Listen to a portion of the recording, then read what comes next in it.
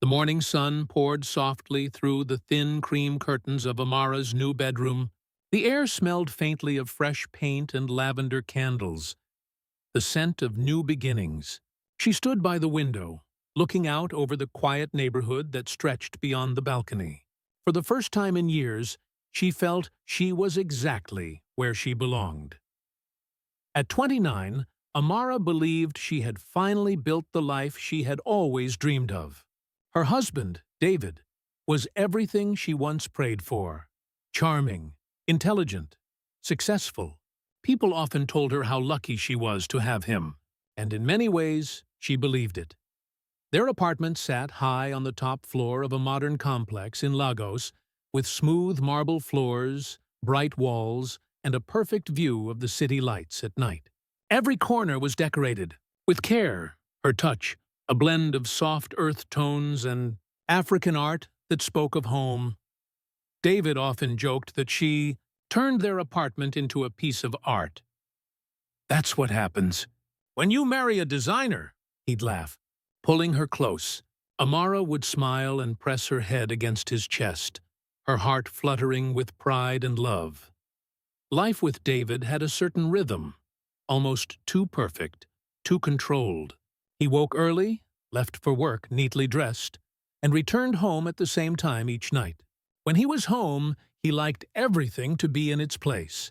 He liked Amara to be predictable too, always available, always smiling, always dressed in a way that pleased him.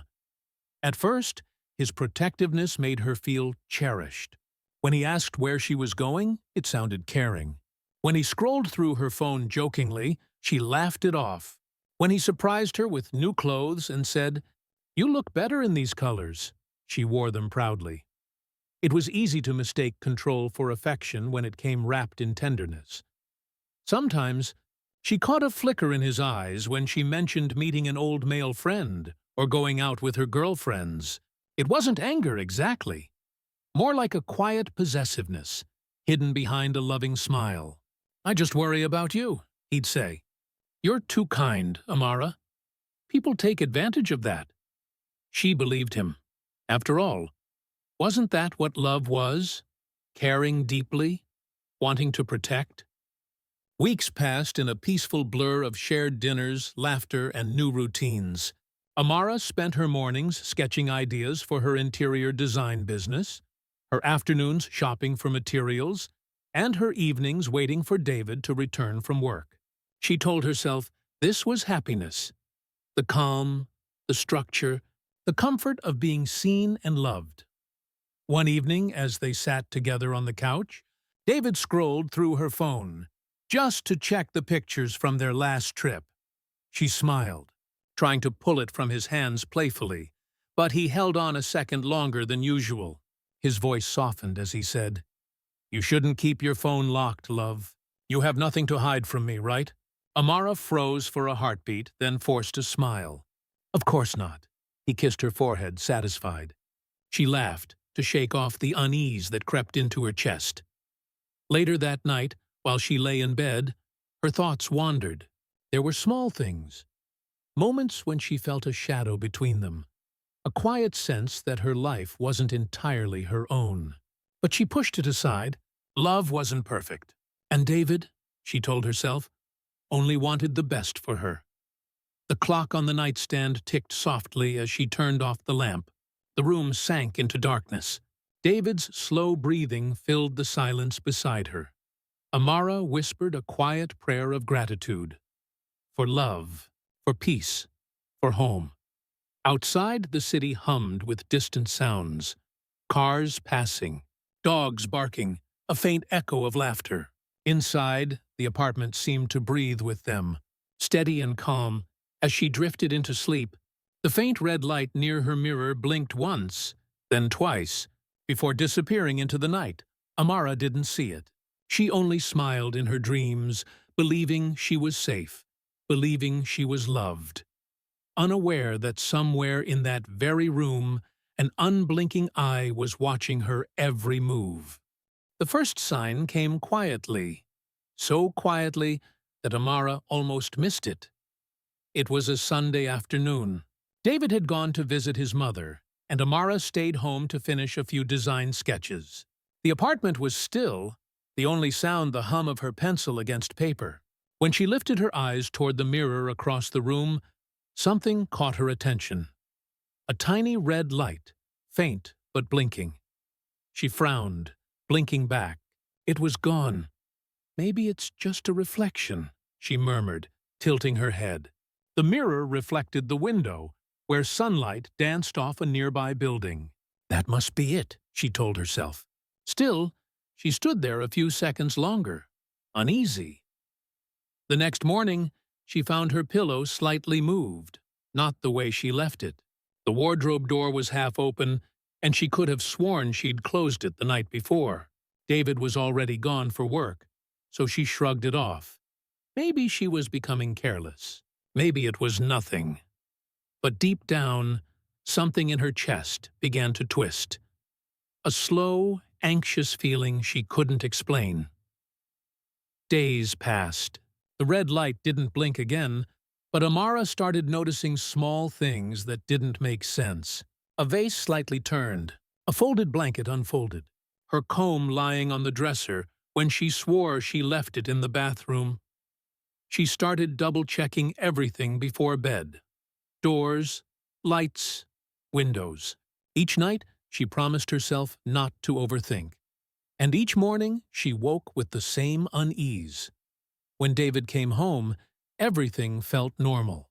He was loving, attentive, almost too perfect. He'd bring her flowers or her favorite meal, always saying the right words. It was hard to imagine that anything could be wrong in their perfect little home. But the feeling stayed. One evening, her best friend Tari stopped by. The two had known each other since university.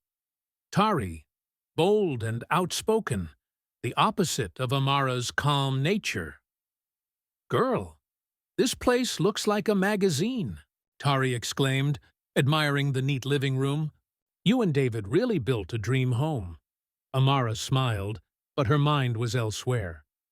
"It's nice, yes, but sometimes I feel like something's off." "Off? How?" Amara hesitated. "It's silly. I just keep noticing things.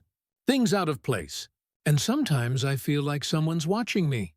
Tari raised an eyebrow and laughed lightly. "You mean David? You know how he is. Overprotective. He loves you too much to hurt you." "I know," Amara said quickly, forcing a laugh. "You're right. It's probably just stress." Still, when Tari left, the silence of the apartment felt heavier. That night, Amara sat on the edge of the bed, scrolling through her phone. David was in the shower. The faint hum of running water filled the air. She sighed, telling herself to stop imagining things. But then, there it was again. A faint, electrical humming sound. Not from the bathroom, but from the wall near her dresser. It was steady, low, and mechanical. She stood up slowly, her heart beating harder with every step. The hum seemed to grow louder the closer she got to the mirror. She placed a hand against the wall. Cold. Nothing unusual. She leaned closer, pressing her ear to it.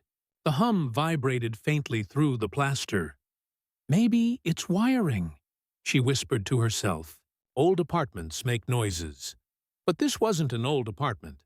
It was brand new.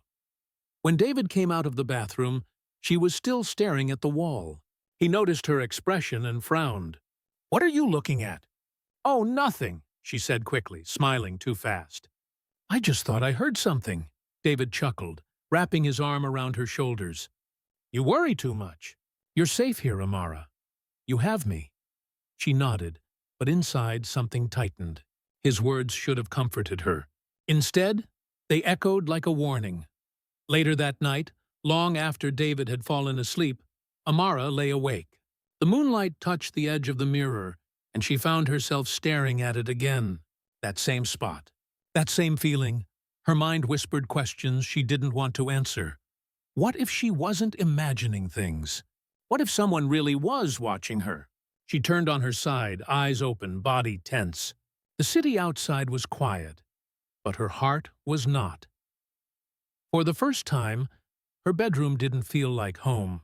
It felt like a stage, one she didn't know she was standing on. Amara pulled the blanket close and shut her eyes, willing herself to sleep. But somewhere, deep in the shadows of that quiet room, the faint hum continued, steady, patient, waiting. The morning sun crept into the bedroom, warm and soft against the curtains. Amara stood beside the bed, tying her hair into a bun. David had left early for work, as usual, and the apartment felt strangely quiet. Too quiet. She decided to clean a little before heading to a client meeting. The room was spotless, but something kept pulling her toward the mirror. The same mirror that had caught her attention days ago. She stared at it for a long moment. The glass reflected her face clearly, calm but tired. She reached out to wipe away a smudge near the edge, and that's when she saw it. A tiny hole, no bigger than a pinhead, just behind the corner of the picture frame hanging next to the mirror. Her hand froze. She leaned closer, frowning. "What is that?" she whispered. It didn't look like a crack or a nail mark. It looked deliberate. A chill ran through her. Her fingers trembled slightly as she lifted the frame off the wall. Behind it, neatly hidden, was a small black lens, a camera, wired and perfectly positioned to face her bed. For a second, the room spun. Amara stepped back, her heart pounding so hard she could hear it in her ears. No, that can't be real. She knelt down, staring at the tiny device, hoping she was mistaken. But the blinking red light told her otherwise. Her breathing grew shallow. Who would put this here? Her first thought was fear, then denial. Maybe it was left by the previous tenant. Maybe it wasn't even working. But this was a new apartment. David had supervised everything. The painters, the electricians, even the furniture deliveries. Nobody else had access. Her shaking hands followed the thin wire from the camera. It ran neatly behind the wall, disappearing toward the hallway. Her pulse quickened as she traced it carefully, her bare feet silent on the marble floor. The wire led to David's study, the one room he always kept locked. Amara stood at the door, staring at the small silver keyhole. Her mind screamed for her to stop. You don't want to know. You don't want to see what's behind that door. But her heart refused to listen. She remembered the spare key, tucked inside the drawer of their bedside table. David had forgotten it once, and she had kept it there just in case. Her hands shook as she opened the drawer, pulled out the key, and walked back to the study. Her breath hitched as the lock clicked open. The room smelled faintly of David's cologne, sharp and clean. Everything inside was organized. Books, computer equipment, boxes. But her eyes went straight to the desk, and the drawer beneath it. The same wire from the wall disappeared inside. Her stomach turned as she pulled the drawer open. Inside sat a small black hard drive, several SD cards, each carefully labeled with dates, months, weeks, and her name written on one of the boxes. Amara, Bedroom 1. Her throat tightened. She felt her knees weaken. "No," she whispered, clutching one of the SD cards. "Please, no." She fumbled to connect it to the laptop sitting on the desk. Her fingers were trembling so hard that she almost dropped it. When the video opened, the screen filled with an image she recognized instantly. Her bedroom, her bed, her mirror, and her. She saw herself sleeping, unaware, turning, sighing, moving beneath the blanket. The camera caught everything, every quiet, private moment. Amara gasped, stepping back from the screen as if it had burned her. She covered her mouth, her body shaking violently. She clicked through the files, date after date, night after night. Some showed her getting dressed. Others showed her crying after small arguments with David. Every moment she thought was private. Every vulnerable second had been watched, recorded, kept. Her mind couldn't process it. The man she loved, the man she trusted with her life, had been watching her all along. She wanted to scream, but no sound came out. Tears streamed down her face, her vision blurring as her body trembled with disbelief and disgust. Her entire world, her home, her marriage, her love, shattered in a single instant. Amara stumbled to the floor, her hands gripping the cold tiles. Her breaths came out in gasps. "How could you, David?" she whispered over and over, rocking slightly as if the motion could erase what she had seen. The apartment, once a place of safety, now felt suffocating, every wall closing in on her. She unplugged the camera from the wall with shaking hands and held it tightly, her reflection staring back in the dark glass of the lens. She whispered, "You saw everything, didn't you?" The silence that followed was deafening. For a long time, she sat there on the floor, the tiny camera still in her palm, tears dripping onto it like raindrops. Hours later, when she finally looked up, her eyes were red and hollow. The woman who had felt safe in her marriage was gone. In her place sat someone broken, someone who had just learned that even love could hide a monster behind a smile. As the sun began to set, a shadow fell across the room. Amara wiped her tears slowly and looked toward the bedroom door. She knew David would be home soon, and when he came, everything would change. The door clicked open just as the last streak of sunlight faded from the sky. David's footsteps echoed down the hallway, calm, unhurried, familiar. Amara sat on the couch, motionless, the tiny camera lying on the coffee table in front of her like a poisonous secret. Her eyes were swollen from crying, her hands cold and stiff. "Hey, love," David called from the hallway, setting down his briefcase. "You're home early." She didn't answer. He stepped into the living room, smiling, that same easy smile that used to make her feel safe. "Amara, everything okay?" Her voice was low, almost trembling. "Sit down." He frowned slightly, sensing something strange in her tone. "What's wrong?" "Sit down, David." There was steel in her voice now, something that made him pause. Slowly, he lowered himself onto the armchair across from her. For a moment, there was only silence. Heavy, suffocating silence. Then Amara pushed the camera toward him. It slid across the table and stopped in front of him. David blinked. "What's this?" Her eyes didn't move. "You tell me." He picked it up, feigning confusion. "Looks like a security device? Did maintenance find it?" "Stop lying." Her words cut like glass. David froze, the mask slipping just slightly. "Amara, I found it behind the mirror," she said, her voice cracking but firm. "It was pointed at our bed, recording me, watching me." His lips parted, the perfect performance of shock. But she wasn't fooled anymore. "I followed the wire," she continued, "to your study. I saw everything, David, every file, every video." He went pale. For the first time, the confidence in his posture faltered. "Amara, listen," he started, his tone softening, pleading. "It's not what you think." She slammed her hand on the table, the sound sharp enough to make him flinch. "Then tell me what it is." Her voice broke with pain, fury, betrayal. "Tell me why you were spying on me in my own home." David leaned forward, his hands out as if trying to calm her. "It was for protection, okay? I was worried about you. You've been anxious, forgetful. Sometimes you say things that don't make sense, and I—" "Don't you dare," she hissed. "Don't you dare try to make this about me." Her chest heaved as she spoke. "You invaded my life. You filmed me sleeping, dressing, crying. David, I trusted you." He ran a hand through his hair, frustrated. "I didn't mean to hurt you. It was just to keep an eye, to make sure you were safe."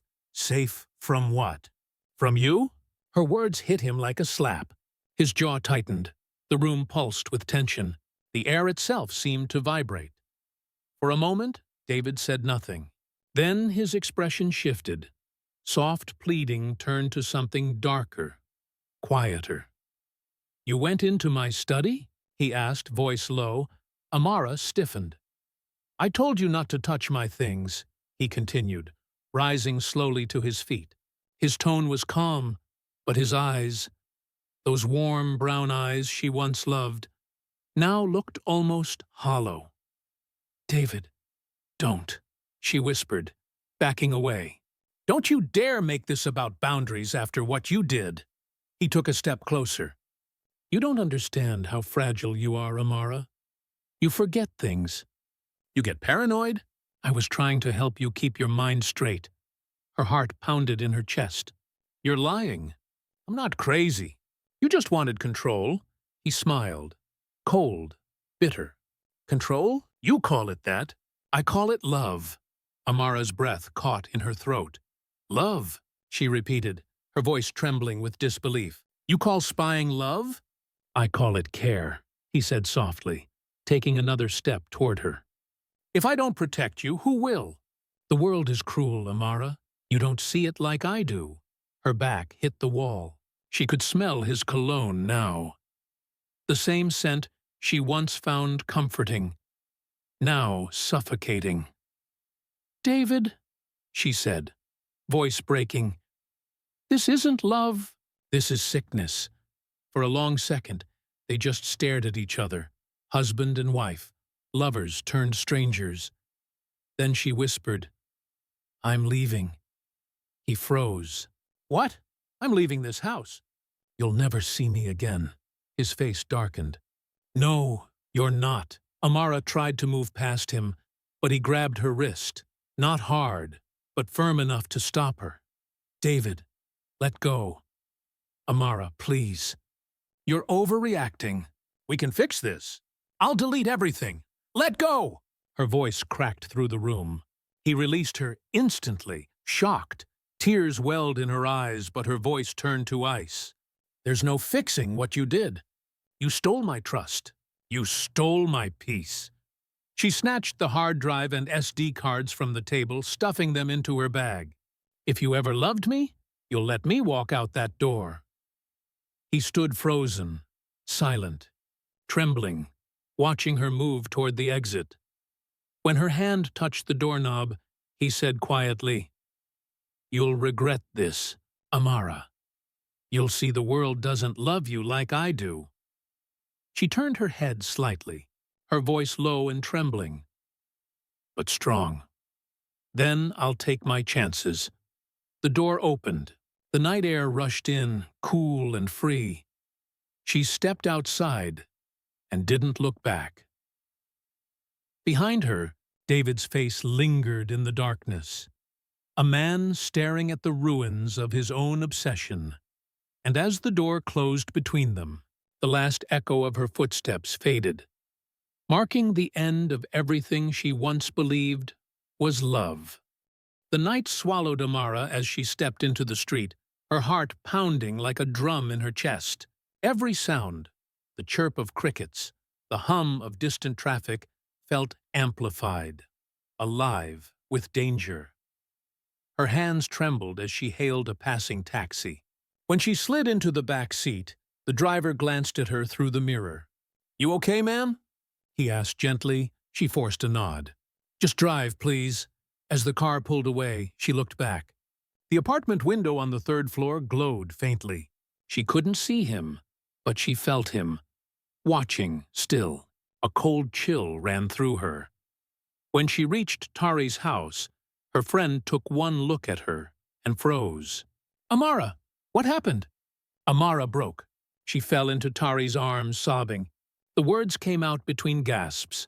The hidden camera, the videos, David's lies. Tari held her tight, shock spreading across her face. "Oh my God! You have to go to the police," Tari said firmly, once Amara could breathe again. Amara shook her head. "He'll twist everything. He always does. He's smart, connected. People trust him." "Then we'll get proof," Tari said. "You said you took the files?"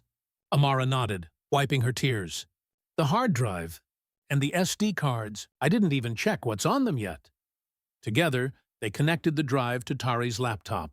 At first, the screen showed a list of folders, hundreds of them, each named with dates and times. Amara clicked one at random. Her own image filled the screen, her asleep. The timestamp read 2 months ago. She clicked another, her changing clothes. Another, her crying in the shower after a fight. Her breath hitched. "He recorded everything," she whispered. Every moment. Then another folder caught her eye. One labeled Others. Amara hesitated. Others?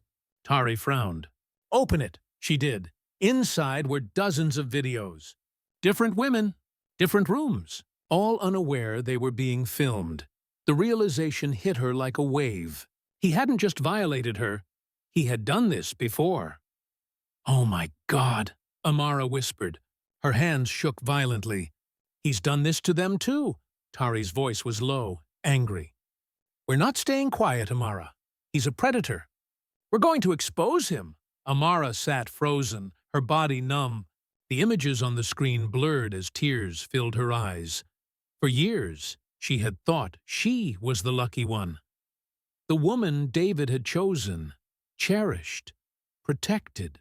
Now she saw the truth. She was just the next name in a line of victims, but not anymore. She wiped her face and whispered, "No more hiding." That night, with Tari's help, Amara copied everything onto a separate USB drive. Then they went to the police. The officer on duty listened carefully, watching the footage with a tightening jaw. "This is serious," he said. "We'll need to investigate. Do you want to file a report?" Amara hesitated, the fear rising again. David had power, reputation, charm. He could spin a story, turn guilt into pity. But then she remembered all those women on the screen, the ones who might never have known what happened to them. "Yes," she said finally, her voice steady. "I want to file it." It took hours, statements, questions, signatures. By the time they left, dawn was breaking. As they stepped outside, the first light of morning painted the city gold. Amara stood there, breathing in the cold air, feeling lighter and heavier all at once. Tari squeezed her hand. "You did the right thing," Amara nodded weakly. "I just hope it's enough." Days passed. The police took her statement, seized the equipment from the apartment, and began their investigation. David tried to call her, text her, even send flowers, but she blocked him all. He was arrested a week later. The news spread quickly. Local entrepreneur charged in hidden camera scandal. His perfect mask shattered before the world. Amara watched the headline on TV with quiet disbelief. It didn't feel like victory, not yet, but it felt like truth. That night, she went to the beach alone. The wind was cool, the ocean calm. For the first time in months, she didn't feel like someone was watching her. She sat on the sand, the waves washing over her feet, and whispered to herself, "I'm free." But freedom came with silence, a heavy, aching kind. She thought of all the nights she'd loved him, all the mornings she'd woken believing his care was protection. Now she understood. Love without respect is just control wearing a kind face. Tears welled again, but this time they didn't burn. They cleansed. Amara closed her eyes and let the sea breeze brush her face. The pain was still there, but so was strength. Quiet, growing, alive. In the distance, the sun began to rise, spilling light across the horizon. And for the first time since she found that hidden camera, Amara smiled. Not because the nightmare was over, but because she had survived it. Weeks passed. The noise of the scandal slowly faded, replaced by the quieter rhythm of rebuilding. But inside Amara, the echoes still lived. The fear, the anger, the sense of betrayal that had seeped into her bones. Some mornings, she woke up gasping, convinced she could still feel unseen eyes on her. Other days, she'd stand before her mirror, staring at her reflection, as if seeing herself for the first time. Fragile, but still here, still alive. Her old apartment was empty now. The police had taken everything that mattered as evidence, and Amara had moved into a smaller place. Simple, sunlit, and quiet. No dark corners, no hidden walls, no blinking lights. The first few nights were the hardest. Silence had become strange, almost frightening. But slowly, it began to feel like peace. One morning, Amara found herself sketching again. Lines and colors forming into room designs, spaces filled with warmth and openness. For the first time in months, she felt something stirring inside her. Purpose. That day, she called Tari. "I think I want to start again," she said softly. "My design business, but differently this time." Tari's voice brightened through the phone. "Differently how?" Amara smiled faintly. "I want to build safe spaces. For women. Homes that make them feel seen and secure. Not watched." It sounded small, maybe even naive. But for Amara, it was everything. The first step toward turning pain into creation. Her therapy sessions became her second home. At first, she could barely speak. The words sat heavy in her chest, each one laced with guilt and confusion. "I should have seen it," she would whisper. Her therapist always responded gently. "You trusted him. That's not weakness. That's humanity." Over time, Amara learned to stop blaming herself. The healing didn't come like a wave. It came in drops. A night of peaceful sleep. A morning without tears. A smile that felt real again. She started painting, too. Bold strokes, bright colors, nothing like the muted tones of her past. Her therapist noticed. "You're reclaiming your world," she said one afternoon, and maybe she was.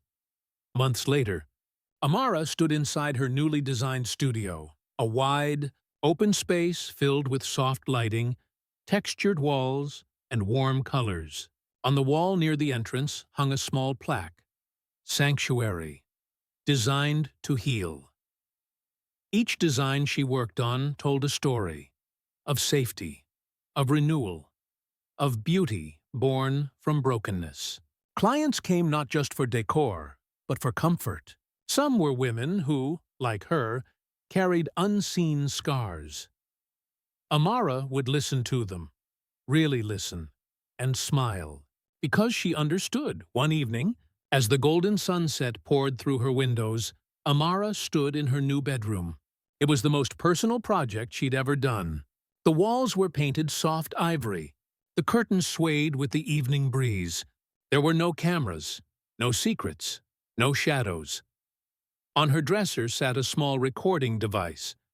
But this one wasn't hidden. It was her own camera, placed openly before her. She pressed record and looked straight into the lens. Her reflection stared back, calm and confident. "Hello," she began quietly. "I'm Amara. And if you're watching this, I want you to remember something." She paused, her voice trembling with strength. "You are not what they see. You are what you choose to become."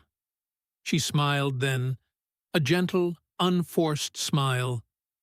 "I used to believe that love meant losing pieces of myself, but now I know love should never make you feel small.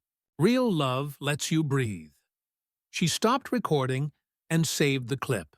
It wasn't for anyone else. It was for her. A reminder that healing wasn't forgetting. It was remembering differently. That night, as she lay in bed, the city lights flickered softly outside her window. She could still feel the ache of what she had lost, but it no longer owned her. She whispered into the quiet, "I'm safe." And for the first time, she truly was. The auditorium lights were dim, the soft hum of whispers echoing through the crowd. Amara stood backstage, her palms slightly damp, her heart steady but heavy. It had been almost a year since that night. The night her world shattered. And then, somehow, rebuilt itself. Now she was here. Not as a victim, but as a voice. The event banner read, "Safe Spaces. Reclaiming Power After Betrayal." She had founded it herself. a small organization that offered emotional and legal support to women who had been watched, followed, or controlled. What began as her therapy had become her purpose. A volunteer signaled her. "You're up next."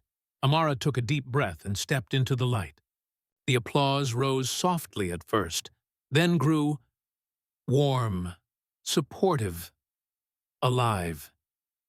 She smiled faintly, her eyes scanning the faces before her. Some women held tissues. Some sat in quiet stillness, their eyes telling stories she didn't need to hear to understand. When the room fell silent, she began. "Good evening," she said, her voice calm but resonant. "My name is Amara, and a year ago I thought love meant safety.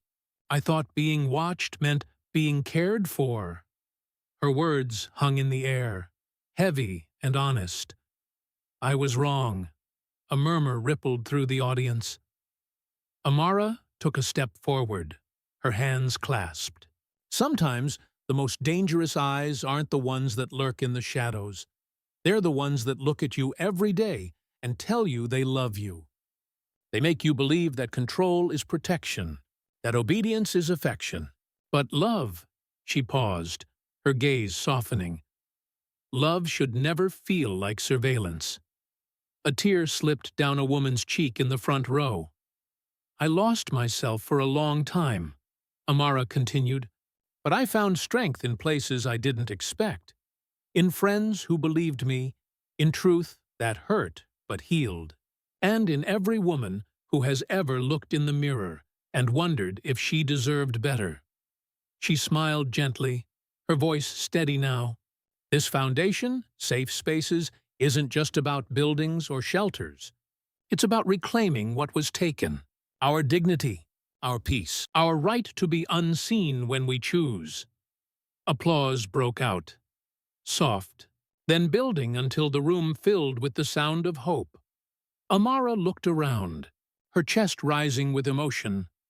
"Privacy," she said finally, "isn't a luxury, it's a right. And no one, no matter how much they say they love you, has the right to take it away." When she finished, the crowd rose to their feet. Tari stood at the back, clapping with tears in her eyes. As Amara stepped off the stage, she exhaled deeply, not out of exhaustion, but release. Outside, the afternoon sun poured through the glass doors. She walked toward it, slow and steady. Back home, she entered her bedroom, the same room where her story had begun, but no longer the same place. The walls were brighter now, the air felt lighter. She opened the window, letting the golden sunlight flood in. The camera on her desk, the one she used now for her design work, caught her reflection. She met her own gaze and smiled. No fear, no shame, just peace. As the curtain swayed gently in the wind, she whispered to herself, "Not in pain, but in promise. No more eyes but my own." And for the first time, the silence wasn't heavy. It was home.